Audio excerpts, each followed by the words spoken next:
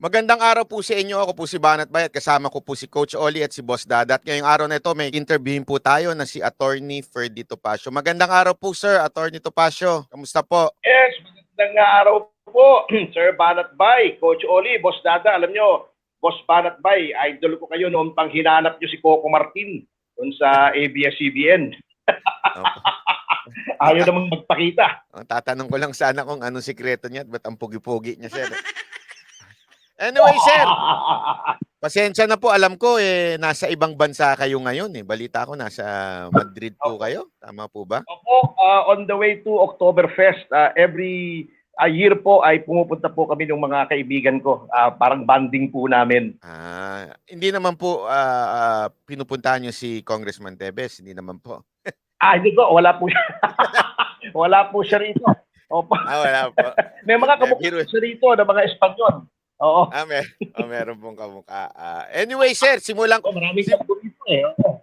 Simulan ko na po yung tanong. Siyempre, ang unang-unang mainit na tanong, natanggap na po ba ng kampo ninyo yung warrant daw na sinasabi ni Secretary Remulla? Actually, wala pa po kaming warrant hanggang ngayon. At ang pagkaalam po namin ay yun lamang pong nababasa namin sa dyaryo o naririnig sa telebisyon at sa radyo. Yun lang po ang awareness namin dun sa resolution ng DOJ, pati po yung information at yung warrant. So up to now po, hindi pa rin po kami nabibigyan ng kopya ng warrant. Pero di ba po matagal nang sinabi ni Secretary Remulla na may warrant na kayo? May warrant na po si Congressman Tevez? O nga po at saka bago po nila ini-announce na may warrant at na-file na sa korte yung information, medyo matagal. Kasi kung totoo po yung aming impormasyon, 2 weeks after nang nag-anunsyo sila na i-file na sa korte. Parang hindi pa yata nila pinaalam sa publiko na meron ng information at maaari nang mag-issue ng warrant. So lagi naman pong gano'n, lagi pong delayed kami pagka kami po ay dinadalhan. Naging pattern na po yan ng DOJ bulat sa pulpo ng umpisa ng preliminary investigation. Padadalang kami ng notice na dapat nandoon kami. Darating yung notice 1 day after na mayroong hearing. Pagkatapos, pag hindi kami dumarating, sasabihin ni Remulla, hindi daw kami nagpa-participate, nagtatago daw kami. Parang pattern na, parang modus operandi na po nila yun . So ibig mong sabihin po ngayon, Sir, kung hindi nyo pa natatanggap yung warrant, technically, hindi ho nagtatago si Congressman Tevez kasi wala pa ho kayong warrant na natatanggap. Ganun po ba yun? Wala pa nga po kaming awareness. Hinihintay nga po namin, pero alam nyo, para lang maka-action na kami, ay siguro by next week, may instructions na po ako itong darating na linggo, yung staff ko ay mag-try na po na kumuha ng warrant para po yung mga remedies po namin sa ilalim ng batas ay masagawa na po namin. Okay po. So, ngayon na hindi na pa po natatanggap, ginagawa nyo na ho ng paraan. Tama, di ba po? Yung sagot ninyo. Opo, ready naman po kami. Opo, marami po kaming remedies. May remedy kami doon sa pagtatag sa kanya sa terrorist. May remedy kami doon sa finding of probable cause ng panel.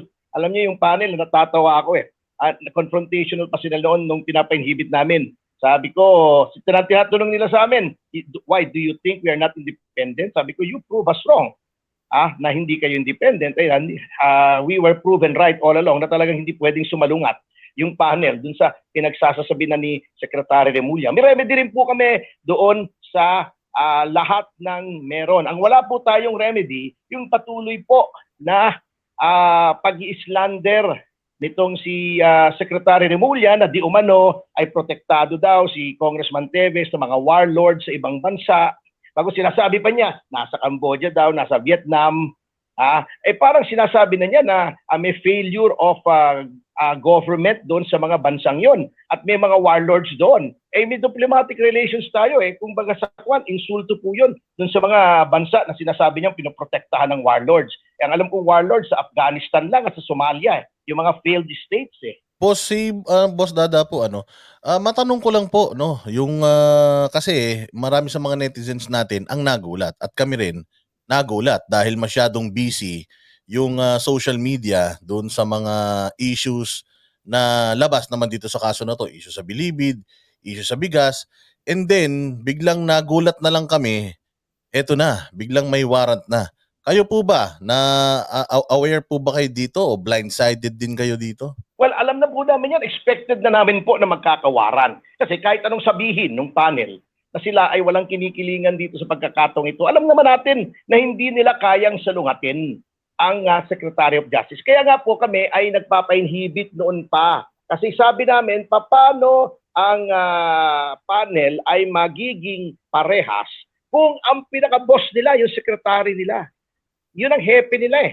He has a full control and supervision over the department ay nagsasabing guilty na. May probable cause na, at least mastermind na si Congressman Teves. So we are never blindsided. Sila lang po ang nag-attempt na lagi kaming gawing alanganin sa mga impormasyon na binibigay nila. Higit nyo, meron na palang resolution yan, 2 weeks na sa kanila i-announce na ipinail nila sa court.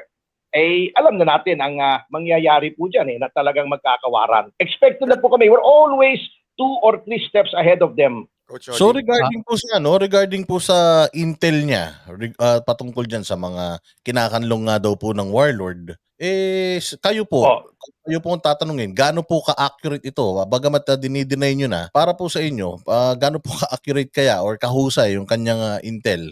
Tignan naman natin ang track record ni Secretary Remulla. Nung una, sinabi niya, uuwi na daw si Congressman Teves.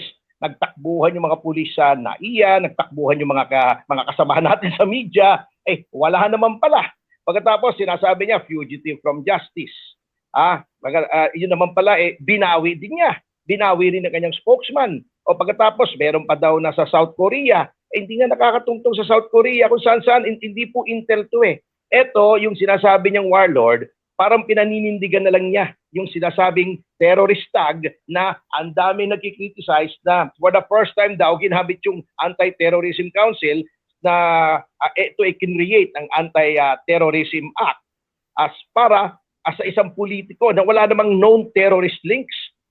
These are ordinary crimes that he is being accused of, assuming without conceding na totoo. Yung mga sinasabi, hindi pa rin acts of terrorism yon kung babasahin ninyo yung batas. But of course, mahirap pong kalaban ng gobyerno. Naranasan ko na po yan nung pinoprosecute si dating Pangulong Arroyo.